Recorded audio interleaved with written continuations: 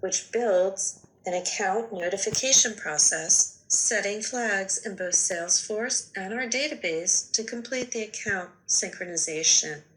We're going to begin by creating a subfolder to house our database read process. Under Associate Developer, we will click the blue arrow and select New Folder. We're going to call this new folder Daily Customer Wins. Next, we're going to install the process from the process library. To do this, we will click on the Browse Process Library at the bottom of the Component Explorer. We will click on Education Services, and then we'll begin typing Daily Customer Wins. We're going to install the process and not the solution, so we click on the green Install button. It asks us where we want to install it. We're going to install it in our Customer Wins folder. And now we click on the green Install button. We're going to click on View Process. Next, we're going to create a folder to house our common connections. So as we continue to add processes to our account, it's going to be easier to organize and locate our reusable connections if they're stored in a special folder.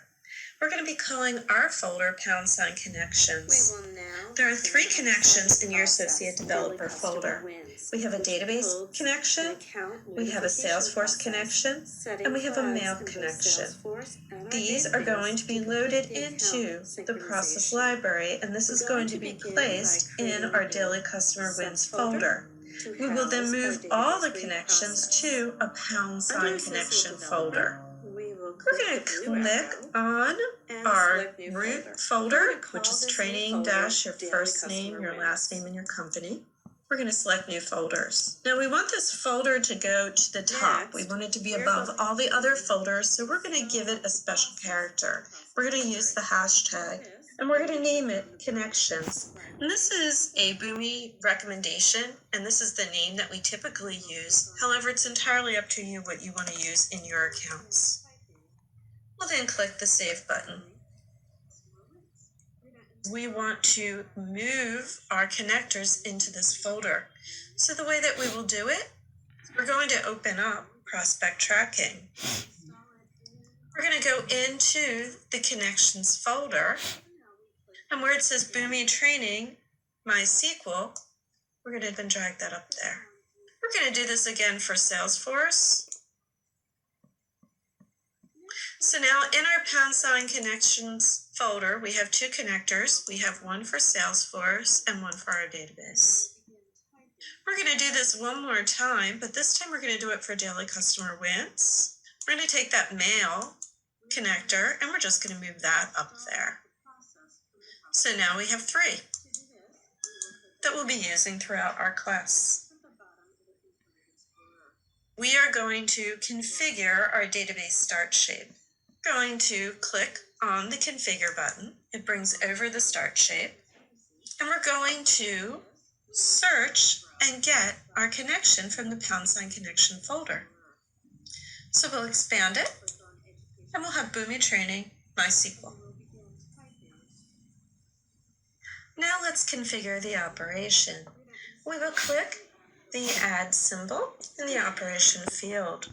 We're going to enter Query Customer by Date in the Display Name field. For our profile, we will click on the Add button. We will name our database profile Query Customer by Modified Date. And then we click on the Statement field.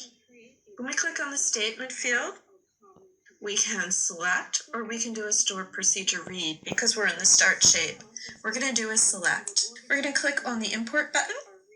From our browsing, we're going to use the Boomi Cloud. Our connection, for our connection, we will be getting the connection from the #connections folder. So it's going to be Boomi Training MySQL. We will not be using a filter, so we'll click on the Next button. It goes out, it connects to the database. we want the customer table. So we select that and we click on Next. Now we don't want all the fields in the customer table. We only want 3 fields. So we're going to select them individually. We scroll down a little bit. The 3 fields we want are the customer ID, the customer name, and the customer phone. We'll click on Next, and our fields are successfully imported into our profile. So our result is that we're retrieving the customer ID, the name, and the phone. You can see them listed over here as our fields from the customer table. Now we want to build this out a little bit, so you can either type this in by hand, or you have in your resource section actual SQL. So we are going to select distinct. What distinct means is if there's 4 customer IDs out there that are the same, we only want one, the name and the phone, from our customer table, where our modified date is going to be equal to some sort of a parameter. The user ID is going to be equal to whatever you put in as my name in prospect tracking. So I'm going to change this from my name to Boomi Trainer. The company key is going to be equal to 59, and the notify status is going to be equal to 0. Now notice we do have a parameter. Our parameter here is the modified date. So what I'm going to do is click on the arrow and add the modified date. So I'm going to add parameter.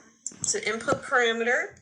We're going to call this modified date, and it's going to be greater than or equal. Notice as I'm typing in the parameter name, it is displaying over here in the underneath the parameters.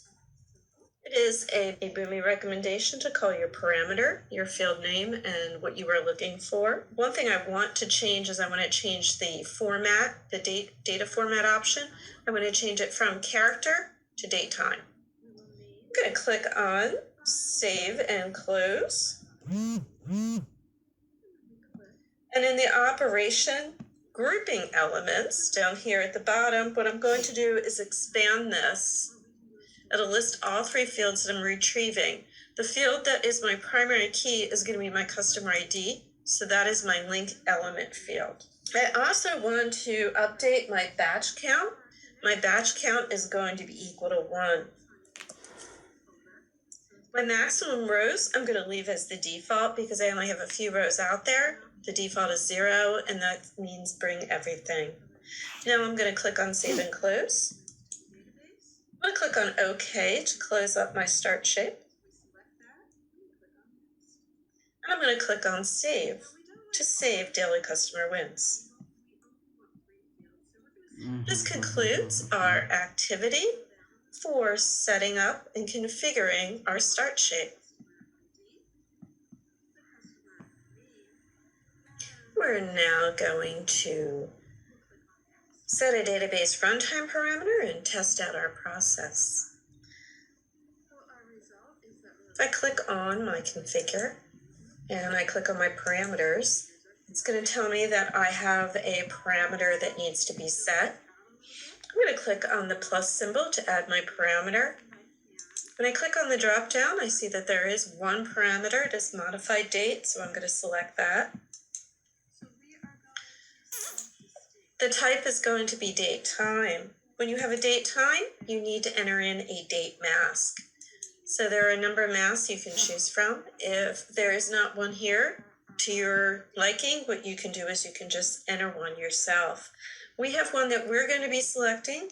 For our database, it's year, month, day, and then it's hours, minutes, seconds, and then it has 3 uppercase S's at the end. We don't want them for the current date, we want it for the relative date because we can run this over the course of a day. So we're going to make this relative to 1 day going back. And now we're going to click on the OK button. We're going to click OK again to save our parameters. And now we're going to click on Save to save our process. We're going to run a test to see how it works.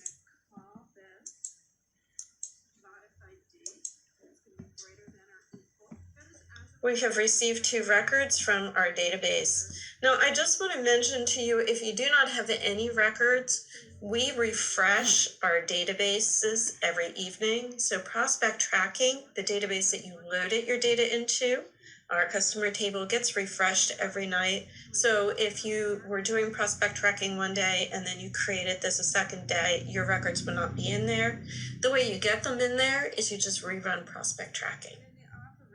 So let's just take a quick look at our output. You can see we have our fields, we have edge communications. This is the customer ID that we created with the phone. This is our name, and this is our phone field. Come down here for the second one, and you're going to see Gene Point as our second one. So this is Gene Point with the phone, the name Gene Point, and then the phone number for Gene Point. This concludes setting our database run parameter and